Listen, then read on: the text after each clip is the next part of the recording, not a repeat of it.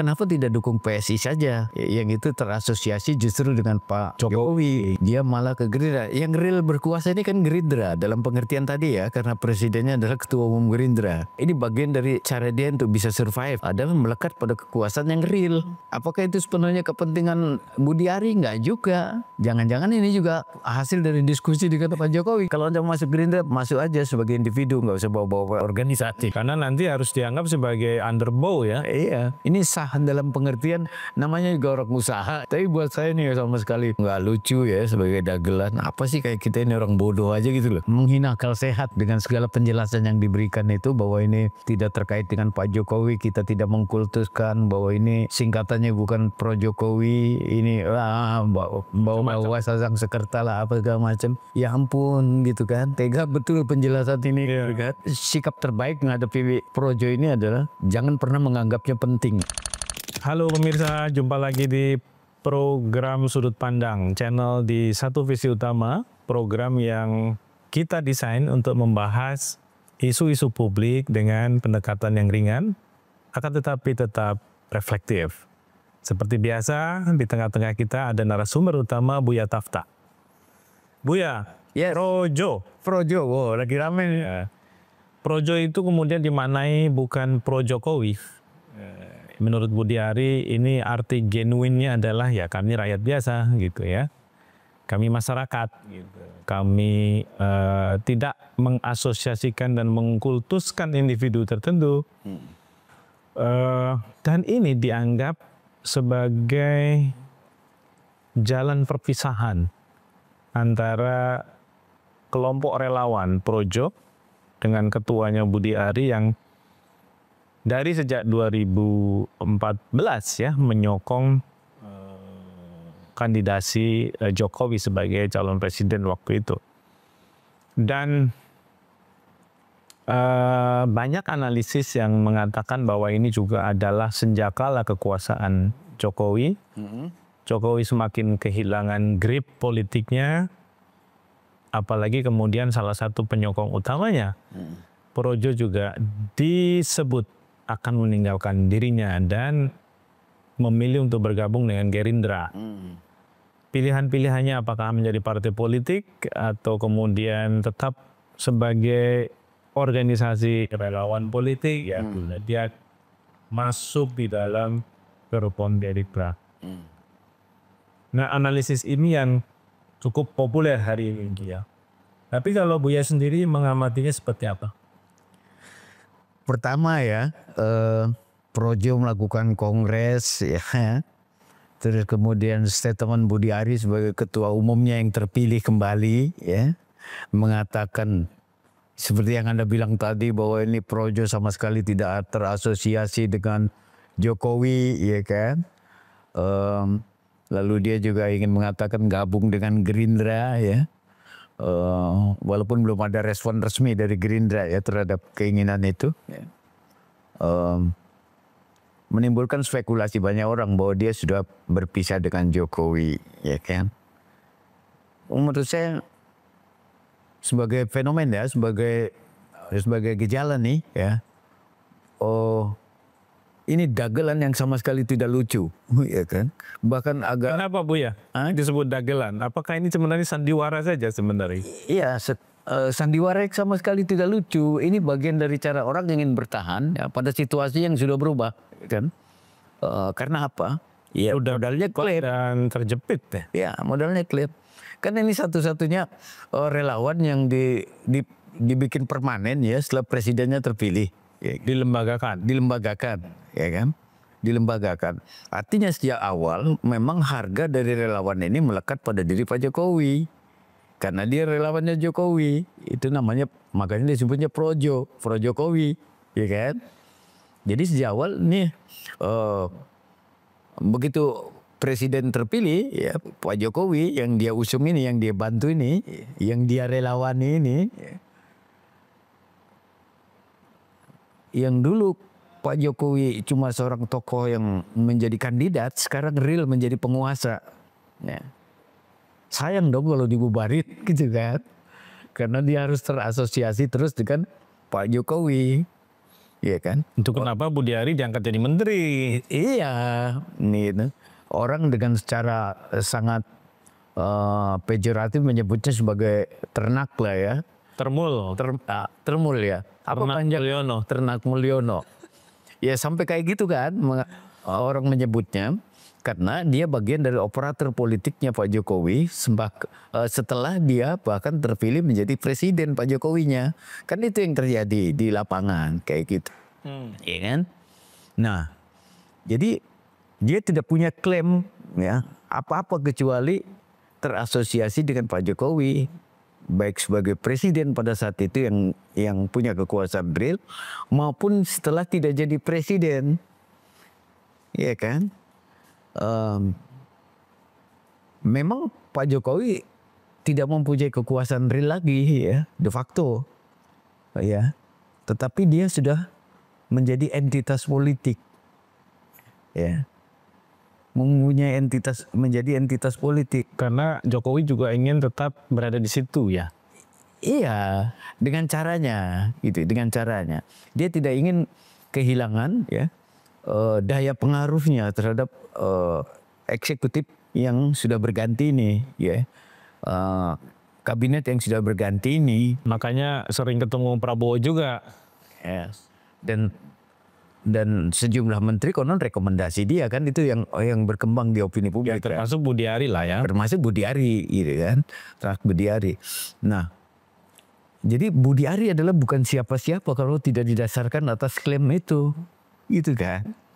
Nah, apakah kalau dia, kan banyak orang kenapa tidak dukung PSI saja, yang itu terasosiasi justru dengan Pak Jokowi gitu kan.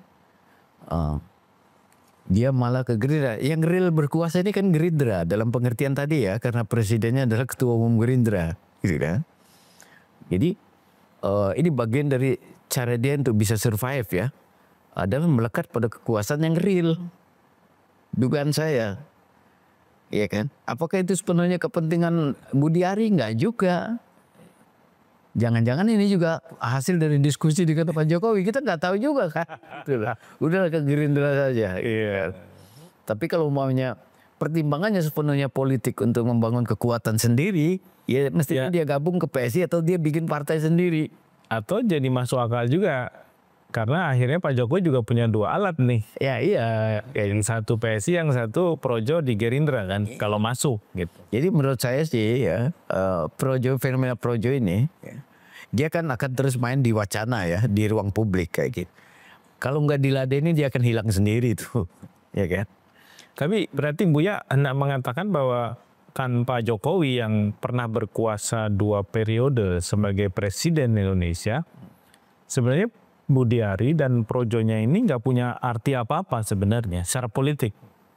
Iya dong. Nggak punya posisi tawar. Karena sejak awal juga klaim Hanunya kan nature-nya itu sebagai relawan ya, yang sifatnya sementara kan, untuk mengantarkan Pak Jokowi sebagai kandidat terpilih sebagai presiden. Selesai dong mestinya. Jadi sebenarnya nggak lazim juga ketika ada kelompok orang yang menempatkan diri atau mengaku sebagai relawan politik, tapi kemudian melembagakan kerelawanannya itu dalam bentuk institusi dan terus menopang dan ikut menikmati kekuasaan yang sedang berjalan ya. Dalam konteks ini kan Budi Ari juga adalah mantan menteri ya, meskipun sudah di reshuffle. Paling tidak dia menikmati 2 kali sebagai menteri lah. Menteri Kominfo dan kemudian terakhir Menteri Koperasi ya, meskipun kemudian dicopot gitu. Iya, jadi ingin tetap bisa eksis dalam percaturan di gelanggang politik ya. Itu sebabnya dia harus mengalami metamorfosis, karena klaim sebagai relawan Jokowi itu kan udah selesai gitu kan. Sebagai pro Jokowi. Sekarang mau pro siapa lagi gitu kan. Kalau masih pro Jokowi kan udah relevan. Udah nggak relevan. Maka sebisa-bisanya lah bahwa ini berasal dari bahasa Sanskerta gitu kan. Yang artinya rakyat dan negeri gitu kan. Pro atau ini pro jogep. Jadi semakin mengada-ada, jadi dagelan yang sama sekali tidak lucu. Karena itu kalau kita abaikan saja, orang tidak memberi perhatian terhadap ini semua, termasuk Gerindra misalnya ya, untuk udah apaan sih gitu kan, diabaikan, dia akan hilang sendiri. Karena akan kehilangan klaimnya. Apalagi kalau kasus judi online-nya berlanjut tuh. Iya. Tapi apakah itu artinya juga sebenarnya ketika masalah hukum ya yang sekarang ini masih sebenarnya melilit lah ya, karena kan ini belum dianggap selesai ya, ditangani juga secara serius. Kasus apa tuh? Kasus judi online. Waktu posisinya sebagai Menteri Kominfo, kan disebut-sebut anak buahnya sendiri mengaku ini memang uang yang dialokasikan untuk menteri gitu ya, kan Budi Ari. Nah, ketika proses hukum itu nggak bekerja untuk menangani atau menindaklanjuti pengaduan-pengaduan atau kesaksian langsung dari para mantan anak buahnya, ini juga bukan berarti karena kesaktian Budi Ari, tapi karena di belakangnya juga ada tokoh besar yang mungkin membackup begitu ya. Coba kalau dia tidak ada irisannya tadi dengan Jokowi, mungkin dengan mudahnya proses hukum itu terjadi. Gitu. Begitu Budi Ari bilang bahwa projo ini singkatannya bukan pro Jokowi, di teman-teman wartawannya aja katanya kan yang ngasih singkatan. Lalu diplesetin, ya memang bukan pro Jokowi tapi pro judi online. Gitu kan. Jadi muncul lebih ganas lagi kan. Ganas lagi. Anunya itu plesetannya itu. Apa namanya ya? Orang kalau lagi punya kepentingan politik itu akalnya banyak. Beragam cara ya dia lakukan untuk bisa tetap survive, untuk tetap bisa eksis segala macam. Dia tidak eksis kalau udah tidak ada yang ngeladeni, gitu. Iya kan? Misalnya orang tidak tertarik lagi melakukan wawancara terhadap ketua umumnya gitu kan, lalu memunculkan lagi isu itu, dia akan lenyap sendiri. Ya. Dan karena kita juga nggak tahu berapa jumlah anggotanya ya yang diklaim itu kita belum bicara soal internalnya ya. Nanti dinamika internal di dalam tubuh projo itu sendiri, itu pasti kan ada komplikasinya sendiri. Karena tidak bisa semua kepentingan itu dikonsolidasikan sesuai dengan keinginan ketua umumnya. Apalagi di projo yang basisnya cuma relawan awalnya. Partai yang sudah established saja terjadi faksionalisme di dalam tubuh partai, ya kan? Ada yang pecah betulan, ada yang konflik yang nggak selesai di dalam, kayak gitu-gitu. Dan memang sampai hari ini kan Jokowi juga tidak memberikan respon atau komentar ya terhadap kongres kemarin ya. Jadi butuh klaim dia, butuh klaim. Dulu klaimnya adalah melekat pada diri Jokowi sebagai figur presiden. Sekarang klaimnya tidak lagi pengertian figur Jokowi sebagai person, sebagai presiden, tapi sebagai entitas politik. Iya kan, sebagai entitas politik. Nah, harga saya ini akan saya jual ke Gerindra, itu loh. Dalam tanda petik ya, jual ke Gerindra. Karena ke Gerindra lah yang punya kekuasaan real sekarang. Prabowo ketua umum ya kan, presiden. Nah, kalau saya jadi ketua, jadi orang Gerindra, kayaknya nilai politiknya berapa sih gitu ya? Kalau Anda masuk Gerindra, masuk aja sebagai individu, nggak usah bawa-bawa organisasi kayak gitu kan. Karena nanti harus dianggap sebagai underbow ya. Iya. Karena nanti pasti ada konsesi tertentu yang diinginkan kan untuk memperkuat ini. Ini sah dalam pengertian namanya juga orang usaha gitu ya, untuk bisa survive. Tapi buat saya nih sama sekali nggak lucu ya sebagai dagelan. Apa sih kayak kita ini orang bodoh aja gitu loh, ya kan? Yang kayak gini-gini ini. Dan seakan-akan keputusan yang mendadak gitu ya, karena keputusan pisah jalan ini kan benar-benar seperti ditunjukkan secara terbuka gitu ya, dengan mengatakan dua hal tadi. Projo itu bukan pro Jokowi, tapi arti yang sebenarnya yang ada di dalam bahasa Sansakerta. Kemudian yang kedua, kami tidak mengultuskan individu gitu. Padahal bagaimana kita melihat mereka itu begitu sangat mengkultuskan selama ini gitu ya. Akan menarik Bu ya kalau kemudian kita juga menganalisis bahwa keputusan ini sebenarnya keputusan hasil konsolidasi antara Projo dengan Jokowi gitu ya. Iya, Projo ini ya, dia adalah residu ya, residu dari kekuasaan lama, ya kan, yang masih dipelihara, ya kan? Pada saat Pak Jokowi terpilih sebagai presiden, masih di-maintain untuk berfungsi sebagai buzzer penguasa waktu itu, ya kan. Makanya muncul istilah ternak tadi itu kan, ada kaitannya dengan itu semua. Tapi begitu Presiden Jokowi sudah diganti ya, oleh Pak Prabowo, residu ini kan tetap harus ada patron yang bisa membuat dia punya klaim, yang membuat dia masih punya harga politik. Klaim resminya kemana lagi sekarang? Ya, itu ya bisa jadi ini memang tadi Bu ya, strategi Pak Jokowi untuk bisa punya pengaruh di Gerindra sehingga didorong untuk masuk Gerindra. Ya, jadi terbuka untuk orang berspekulasi dengan seperti ini, ya kan? Ya nggak bisa dicegah. Tapi jalan terbaik untuk mengatasi gejala seperti kayak fenomena Projo ini adalah membiarkannya, mendiamkannya, tidak menganggapnya penting. Dia akan mati dengan sendirinya. Iya, akan sesak nafas karena dia sendiri kan harus ngurusi dirinya sendiri. Kan tidak gampang juga itu mengkonsolidasikan anggota yang ada di dalam tubuh Projo itu sendiri, gitu, ya kan? Nanti mungkin akan ada lagi Bu ya, pemilu berikutnya pro siapa lagi gitu ya. Kalau misalnya Ganjar maju lagi mungkin pro Gan gitu ya. Jadi begitulah ya. Atau Anies gitu ya. Buat saya ini dagelan yang sama sekali tidak lucu ya. Dipaksakan ya. Dan agak menghina akal sehat sebenarnya. Dengan segala penjelasan yang diberikan itu bahwa ini tidak terkait dengan Pak Jokowi, kita tidak mengkultuskan bahwa ini singkatannya bukan Pro Jokowi, ini bawa sasang sekerta lah apa segala macam. Ya ampun gitu kan.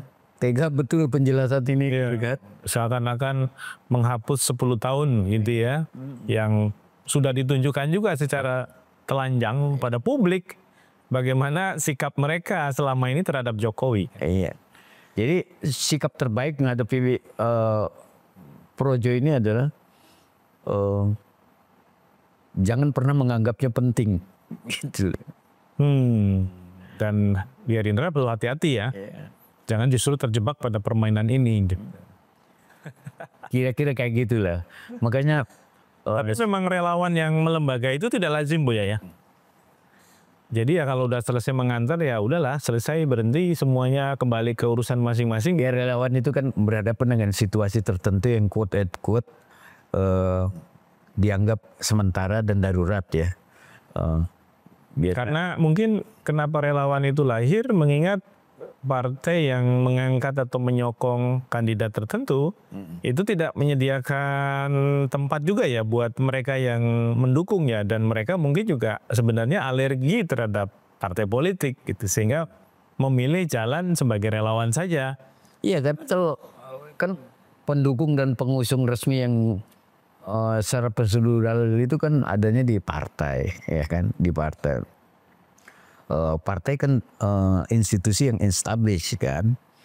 Nah kalau relawan ini hubungannya lebih cair karena mengandalkan kedekatan personal kan antara orang-orang yang ada di dalamnya dengan tokoh yang mau dia bantu, ya kan. Kayak gitu, karena itu hubungannya lebih emosional sebetulnya, ya kan. Emosional bukan karena saling jatuh cinta, karena soal kepentingan juga. Ya. Tapi kalau partai kan kepentingannya lebih terlembaga. Kalau ini kan bisa orang per orang. Ya. Hanya karena kepentingannya sama, yuk kita mengelompok menjadi relawan kayak gitu. Tapi setelah selesai fungsi kerelawanan itu, apalagi dong agendanya? Kan nggak ada setelah pilpres itu. Tapi ini sayang nih, kalau umpamanya kita harus buyar, udah berdarah-darah, udah berdarah-darah, terus semua orang yang kita usung juga udah jadi penguasa. Ada begitu banyak resource yang di situ yang bisa kita dekati kayak gitu-gitu kan. Itu harumnya sudah berasa ya. Masa nggak mencicipi? Ya menurut saya sih ini apa ada sandiwara yang sama sekali tidak menghibur ya. Oke, Bu. Kalau tidak disebut menghina. Iya, justru respon Buya itu yang menghibur kita. Demikian sahabat integritas, bincang kita soal projo yang menurut Budi Ari pisah jalan lah dengan Jokowi ya, karena mereka ingin gabung ke Gerindra. Tapi dalam analisis kita, dalam diskusi kita, ya hati-hatilah gitu, karena ini adalah strategi untuk bertahan, dan ada kemungkinan juga ini bagian dari strategi Jokowi juga untuk tetap bisa memiliki akses ke partai politik. Bisa cawe-cawe. Bisa cawe-cawe. Kalau memang menurut sahabat integritas ada hal lain ya juga dari soal ini, silakan berikan komentar ya, like dan share konten-konten kita ini kalau dianggap bermanfaat. Kita jumpa lagi di lain waktu, sampai jumpa.